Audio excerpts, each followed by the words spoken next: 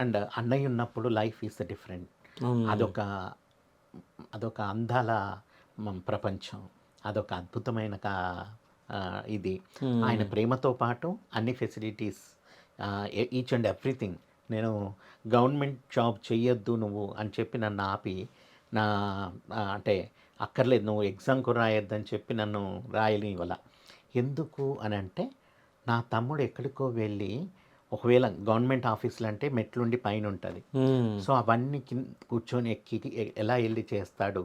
ఇవన్నీ ఆయన ఆలోచించి ఆహ్, కొన్ని విషయాల్లో అంటే అతి ప్రేమ, అతి జాగ్రత్త ఉంటుంది చూడండి.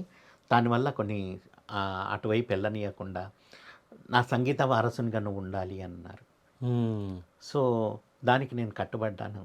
అంటే అప్పుడు అనిపించలే అంటే సంగీత వారసుడంటే ఆయన లేకుంటే నేను ఉంటాను అని ఆయనతో పాటు నేను వర్క్ చేస్తాను కదా అన్న దాంట్లో నేను హ్యాపీగా యాక్సెప్ట్ చేశాను. హ్మ్.